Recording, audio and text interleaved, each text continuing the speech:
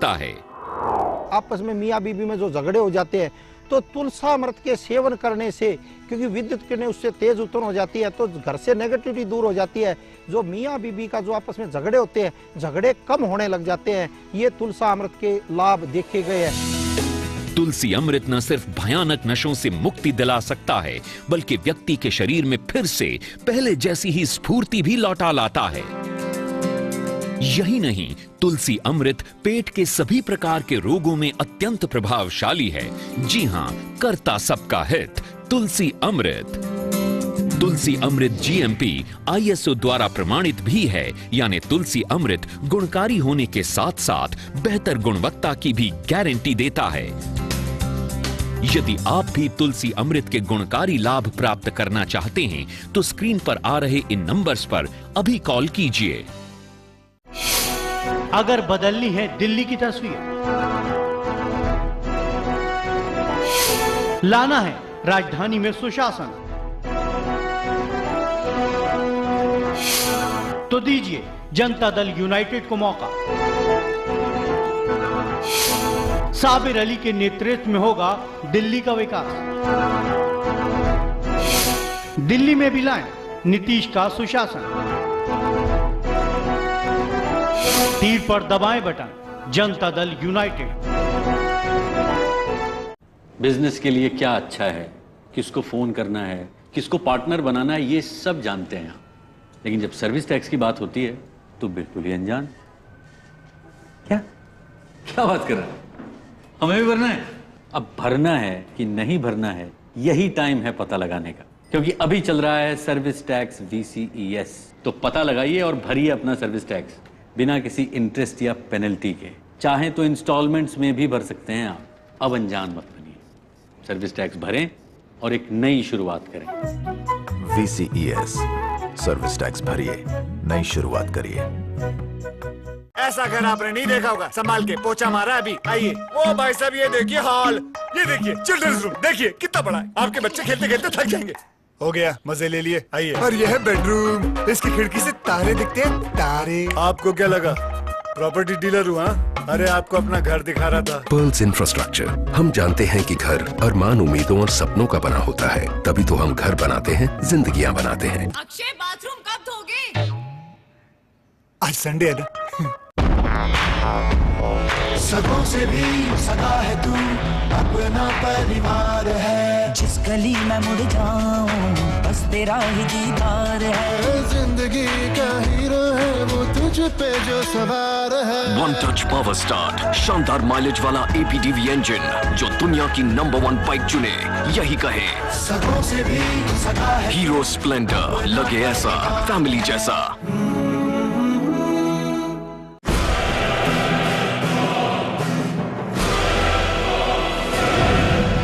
राजनीति के बदलते चेहरे,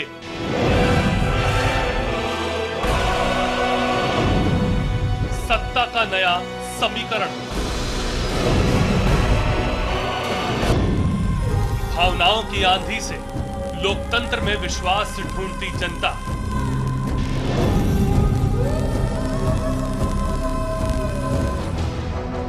खबर की असल हकीकत पर जिम्मेदारी के साथ हर खबर है यहां खास, क्योंकि हर खबर पर है हमारी पैनी नजर। हम हैं चैनल 1 न्यूज, खबरों का एक नंबर चैनल।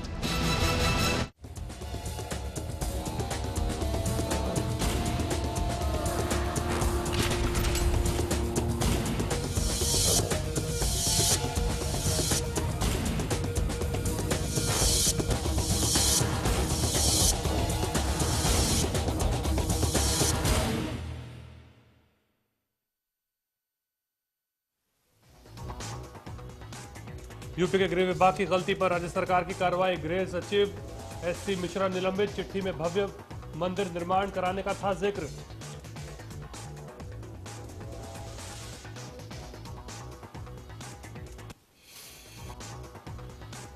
बुराई के खिलाफ अच्छाई की जीत, देश भर में हुआ रावण दहन।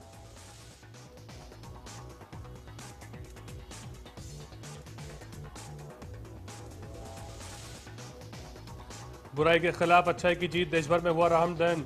राष्ट्रपति पीएम सोनिया ने दी देशवासियों को बधाई।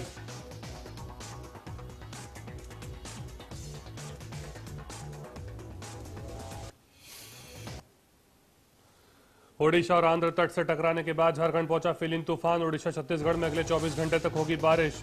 बिहार में 48 घंटे तक बारिश की चेतावनी।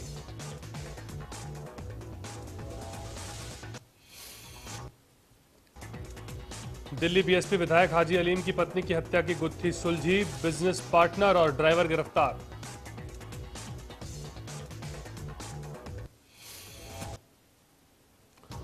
और ट्रांजिट रिमांड मिलने के बाद भी आसाराम को अब तक अहमदाबाद नहीं ले जा सकी गुजरात पुलिस। सुरक्षा कारणों के चलते हो रही है देरी।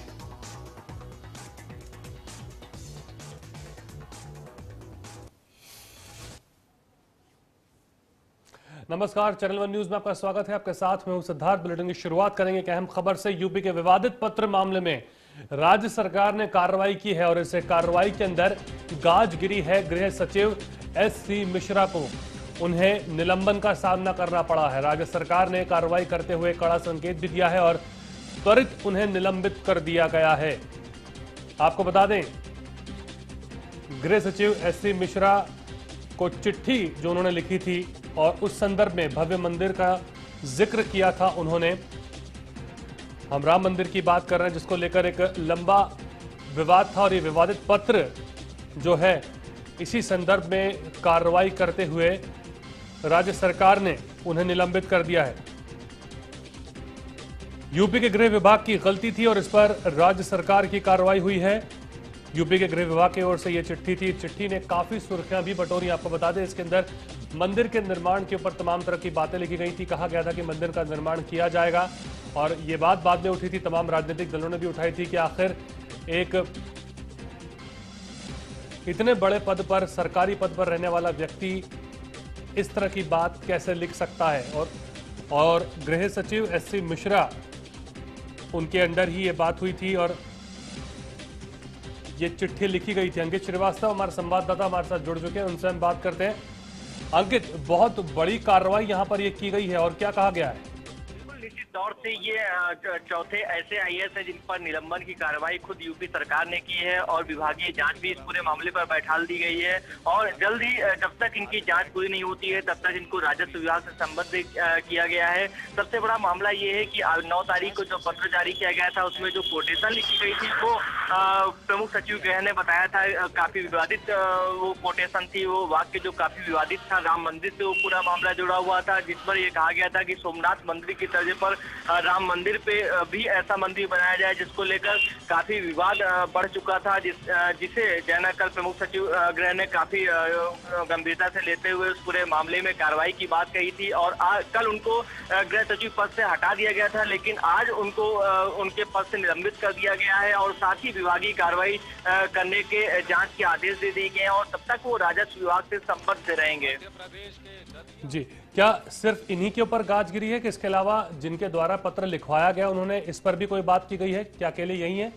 जो पत्र जारी किया गया था उसमें गृह सचिव यानी सर्वेश चंद्र मिश्रा खुद के साइन थे, यानी कि जो कार्रवाई हुई है वो कल एक जो प्रेम नारायण पांडे थे जो कनिष्ठ लिपिक अनुभाग अधिकारी थे, उन पर कल ही गाज गिर चुकी थी। लेकिन ये कहा जा रहा था कि जिनके साइन है वो वरिष्ठ आईएएस अधिकारी हैं, वो क्यों आंख मूंदे रहे, उनके सिग्नेचर है। इसका मतलब है कहीं ना कहीं राज्य सरकार की ऐसी मंशा रही है, लेकिन इस मंशा को मिटाने के लिए गृह सचिव पर गाज गिराई गई है और यूपी के ऐसे चौथे ये आईएएस हैं जिन पर निलंबन की कार्रवाई यूपी सरकार ने की है।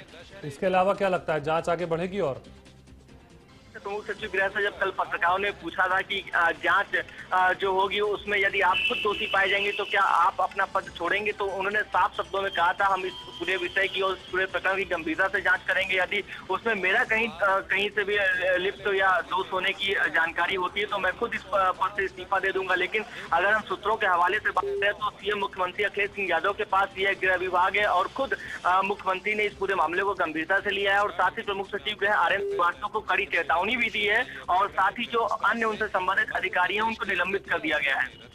शुक्रिया अंकित, हमारे साथ जुड़ने के लिए, बात करने के लिए। तो आप बताते हैं, आपको चैनल 1 ने इस खबर को सबसे पहले दिखाया था और इस पूरे मुद्दे के ऊपर बात करने की कोशिश भी की गई थी। कल इस मुद्दे को उठाया गया था और उसके बाद में आज यूपी के गृह विभाग की गलती पर राज्य सरकार ने यह सख्त कार्रवाई की है।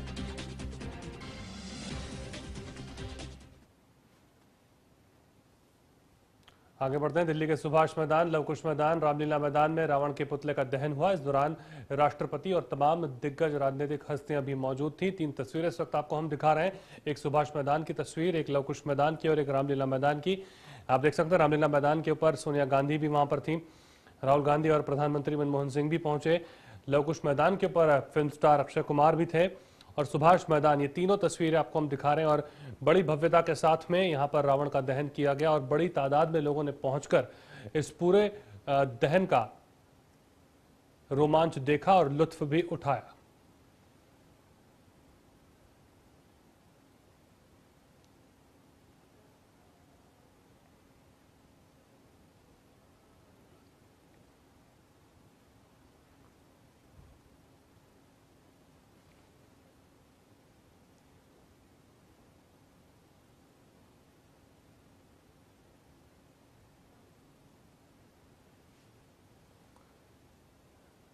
तीन तस्वीरें आपको हम दिखा रहे हैं, सुभाष मैदान, लवकुश मैदान और रामलीला मैदान की। और यहां पर भव्यता के साथ में इस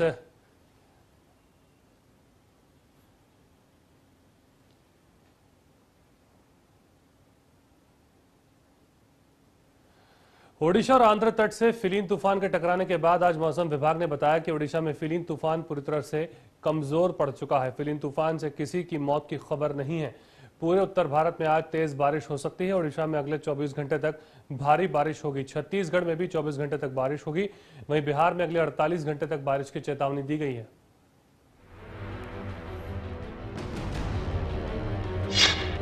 वक्त रात करीब 9 बजे।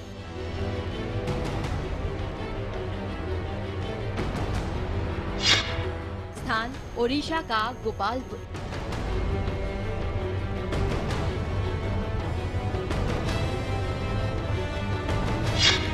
फिलीन की दहशत।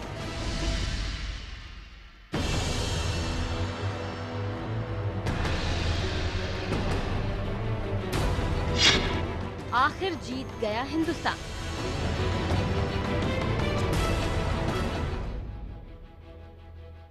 उन्नीस 1990 के बाद सबसे प्रचंड माना जा रहा चक्रवाती तूफान फिलीन ने शनिवार रात करीब 9 बजे 200 किलोमीटर प्रति घंटे की रफ्तार से ओडिशा के गोपालपुर के तट पर जबरदस्त दस्तक दी।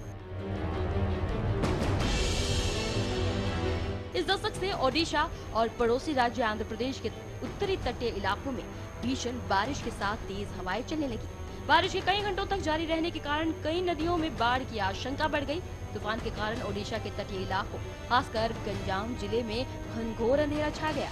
वहीं भुवनेश्वर समेत कई इलाकों में बिजली आपूर्ति भी ठप पड़ गई।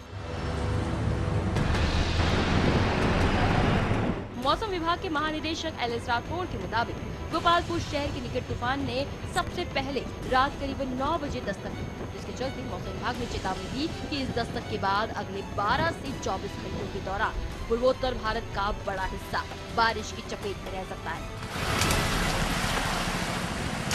बहरहाल उन्होंने फिलीन को सुपर तूफान मानने से इनकार किया। इस तूफान की रफ्तार 200 किलोमीटर प्रति घंटे की है, जबकि 210 से लेकर 220 किलोमीटर प्रति घंटे तक जा सकती है। उनके मुताबिक इस तूफान की तीव्रता का स्तर 6 है, जबकि 1999 में ओडिशा में आए सुपर तूफान का स्तर 7 था।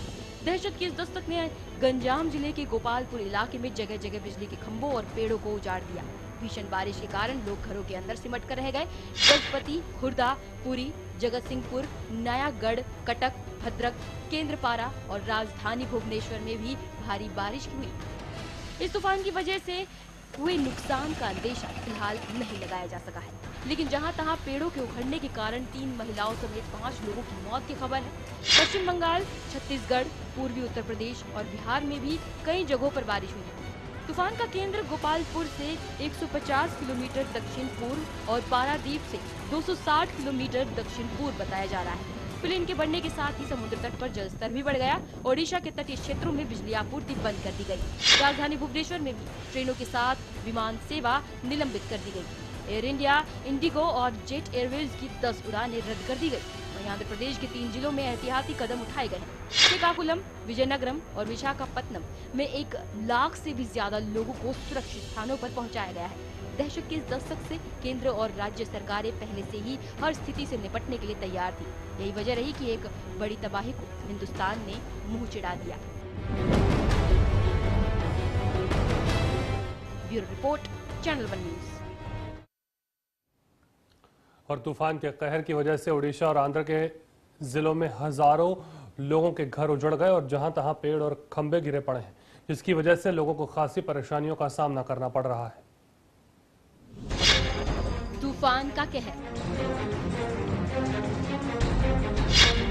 तूफान से थरथरा गया ओडिशा और आंध्र। हजारों लोगों के उजड़े आशियाने, घरों से बेघर हुए लोग। तटीय इलाकों में ठप हुई यातायात व्यवस्था। सड़कों पर फंसे सैकड़ों मुसाफिर। जहां तहां गिरे पेड़ और खंभे। हजारों मछुआरों की नौकाएं हुई तूफान में तबाह।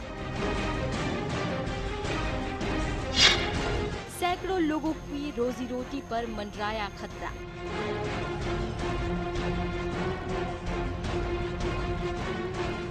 ओडिशा और आंध्र में आए चक्रवाती तूफान से वहां का आम जनजीवन पूरी तरह से अस्त व्यस्त हो गया है। कई लोग घर से बेघर हो गए हैं, जबकि कई लोगों को प्रशासन ने सुरक्षित जगहों पर पहुंचा दिया है। हालांकि प्रशासन ने फिलीन के भारत पहुंचने की जानकारी पहले ही दे दी थी, जिससे कई लोग इस भयावह तूफान से सुरक्षित जगहों पर पहुंचने में कामयाब हुए। ओडिशा के गोपालपुर में फिलीन का सबसे अधिक तांडव देखने को मिला। प्रशासन ने तीनों सेनाओं की मदद से ओडिशा के 4 जिलों के करीब 4 लाख और आंध्र के 3 जिलों के करीब 85,000 लोगों को सुरक्षित जगहों पर पहुंचाया। और वहीं प्रशासन ने राष्ट्रीय आपदा रिजर्व बल की कई टुकड़ियां वहां तैयार की हैं, ताकि वो लोगों को सुरक्षित बचा सके। एनडीआरएफ के जवान कोनाक के मुताबिक पूरी सड़क मार्ग को यातायात के लिए दुरुस्त कर लिया गया है। सड़कों से पेड़ और मलबा हटाया जा रहा है। आंध्र के श्रीकाकुलम के कावित्री और बरवा में फंसे लोगों को बचाने में जुटी है। वहीं मौसम विभाग के महानिदेशक लक्ष्मण राठौड़ का कहना है कि ये सिस्टम अब संबलपुर के दक्षिण में है। विभाग का अनुमान फिलीन की गति और दिशा पर ठीक निकला है और अब इसके उत्तर और उत्तर पश्चिम की ओर बढ़ने की संभावना है। हालांकि अब तेज हवाओं की गति कम होती जा रही है। चक्रवात कल रात 9 से 10 बजे गोपालपुर से करीब होते हुए उड़ीसा के अंदरूनी भाग में आया और मैं यहाँ ये बताना चाहूँगा कि जैसा कि टारगेट किया गया था, प्लान किया गया था, कैबिनेट सचिव तथा वाइस चेयरमैन एनडीआरएफ की निर्देश में कि ये 0 कैजुअल्टी होना चाहिए। मैं समझता हूँ ऐसा हुआ। गोपालपुर से थोड़ा दक्षिण में तट पार करने के पश्चात यह सिस्टम इस वक्त सीवियर साइक्लोनिक स्टॉर्म के रूप में संबलपुर से 50 किलोमीटर दक्षिण में स्थित है। इसके कोऑर्डिनेट्स 21 डिग्री नॉर्थ और 84 डिग्री ईस्ट है। इस सिस्टम के और उत्तर उत्तर पश्चिम की तरफ बढ़ने की संभावना है। फिलीन का असर झारखंड और बिहार के कई इलाकों में देखने को मिल रहा है। यहाँ पर कई इलाकों में भारी बारिश और हवाएं चल रही हैं, लेकिन प्रशासन ने फिलीन से बचने के लिए पूरे इंतजाम किए हैं।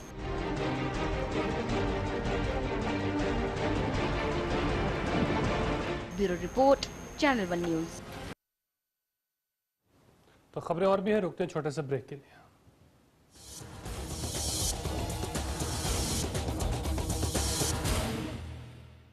₹1 नहीं है बॉस। 1 रुपया नहीं है मतलब? अरे मतलब छुट्टा नहीं है। नहीं है तो आप लेके आओ, जाओ। छोड़ ना, 1 रुपए में क्या कर लेगा तू? पिगी बैंक में डालूंगा। तुझे क्या प्रॉब्लम है? मेरे को मेरा 1 रुपया चाहिए। अच्छा 1 मिनट, करीना पसंद है बॉस। क्या? ये देखो। क्या है ये? वीडियो है 1 रुपए में।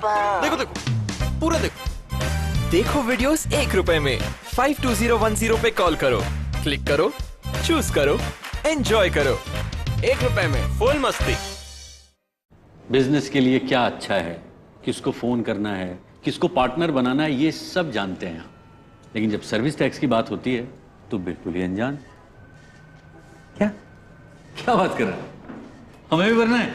अब भरना है कि नहीं भरना है, यही टाइम है पता लगाने का, क्योंकि अभी चल रहा है सर्विस टैक्स VCES। तो पता लगाइए और भरिए अपना सर्विस टैक्स बिना किसी इंटरेस्ट या पेनल्टी के। चाहे तो इंस्टॉलमेंट्स में भी भर सकते हैं आप। अब अनजान मत बनिए, सर्विस टैक्स भरें और एक नई शुरुआत करें। VCES, सर्विस टैक्स भरिए, नई शुरुआत करिए।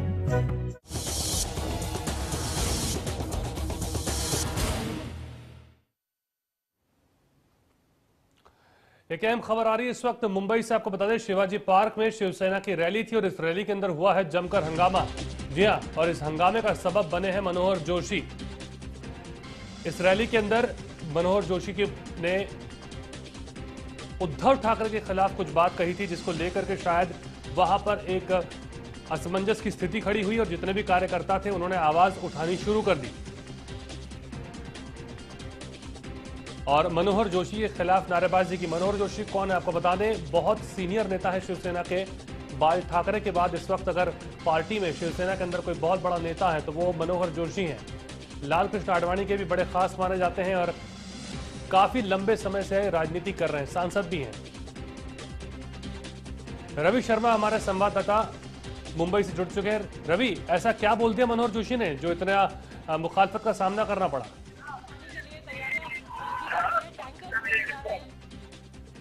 रवि की आवाज आ रही है हमारी? चलिए, लगता है आवाज इस वक्त नहीं पहुंच पा रहे हैं। हम आगे बात करने की कोशिश करेंगे, पर जो खबर इस वक्त आ रही है वो यही है कि मुंबई के शिवाजी पार्क, ये वही शिवाजी पार्क है जहां से बहुत बड़ी बड़ी रैलियां शिवसैनिक आयोजित करते हैं और बड़े पैमाने में शिवसैनिक यहां पे इकट्ठा होकर के पार्टी का उद्घोष करते हैं। ये खबर है कि जब मंच पे पहुंचे बोलने के लिए मनोहर जोशी, तो कुछ उद्धव ठाकरे के खिलाफ उन्होंने बोला। जो वहाँ पर कार्यकर्ता थे उनसे उन्हें नागवार गुजरा और उन्होंने तुरंत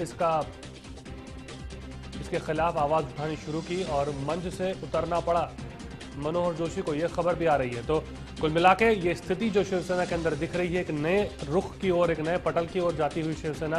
पहले भी इस तरह की बातें निकल करके आई थी कि उद्धव ठाकरे और मनोहर जोशी के बीच में कुछ ठीक नहीं चल रहा। रवि शर्मा से एक बार फिर बात करने की कोशिश करते हैं। रवि, ऐसा क्या कह दिया मनोहर जोशी ने?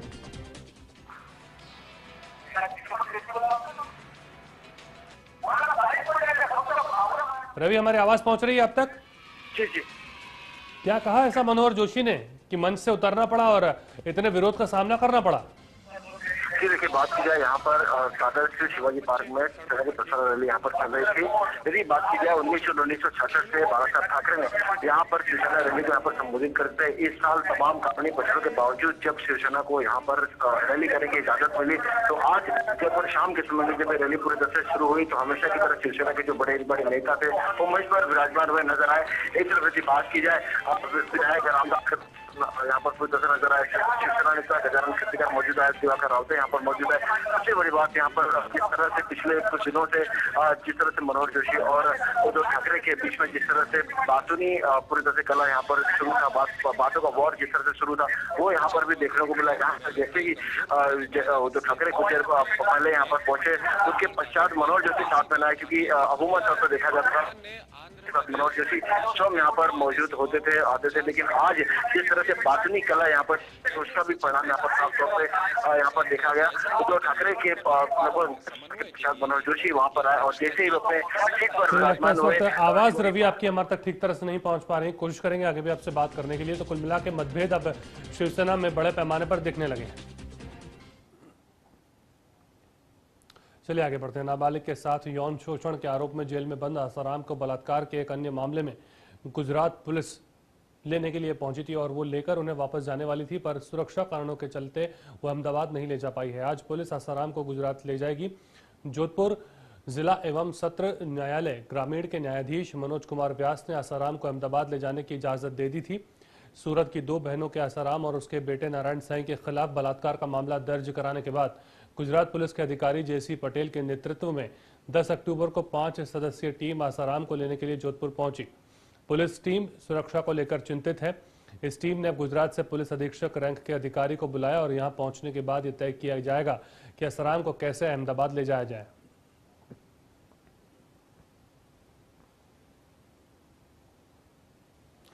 वहीं इंदौर में डकैतों ने बड़ी वारदात को अंजाम दिया है। डकैतों ने आम्रपाली टाउनशिप में धावा बोलते हुए 5 मकानों को निशाना बनाया। बदमाशों ने इस दौरान महिलाओं के साथ जमकर अभद्रता भी की।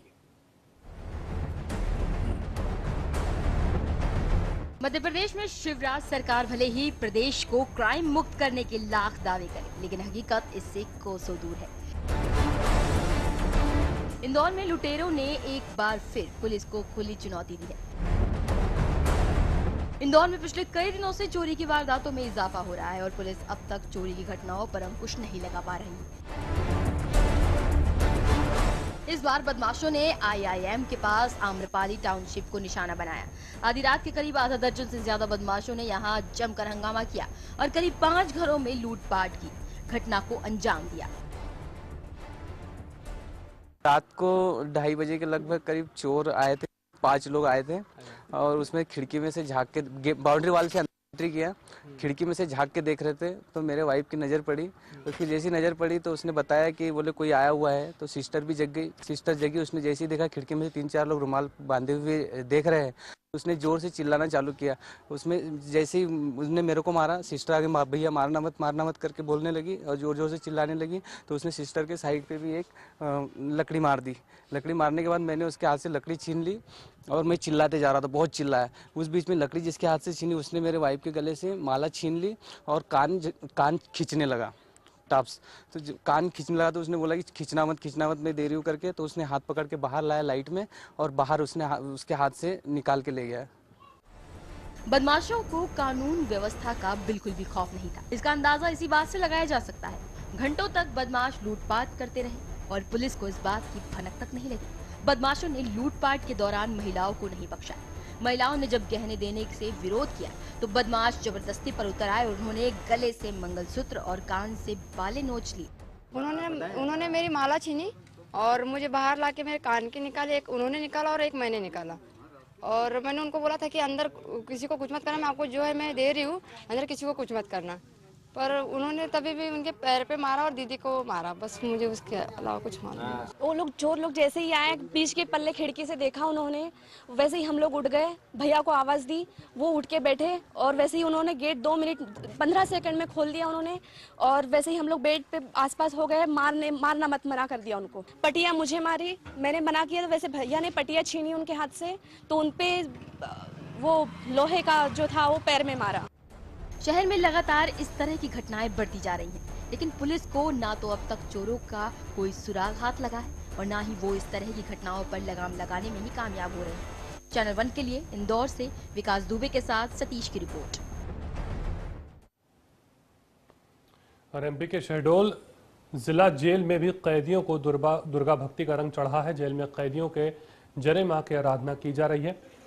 कैदियों ने जेल परिसर में ही देवी की प्रतिमा की स्थापना की और बड़े ही भक्ति भाव से पूजा अर्चना वो कर रहे हैं।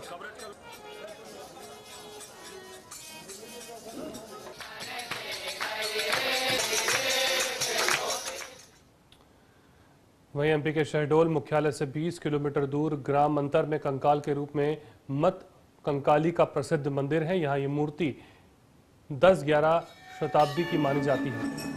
अष्टभुजी प्रतिमा है। बताया जाता है कि यहाँ अपनी मुराद जो लेकर आता है वो जरूर पूरी होती है।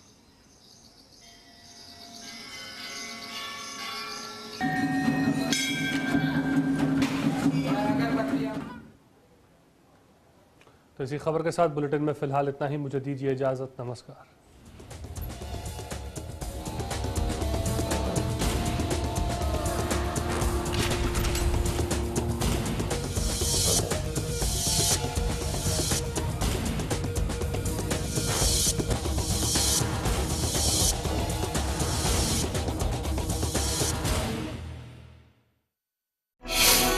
अगर बदलनी है दिल्ली की तस्वीर, लाना है राजधानी में सुशासन,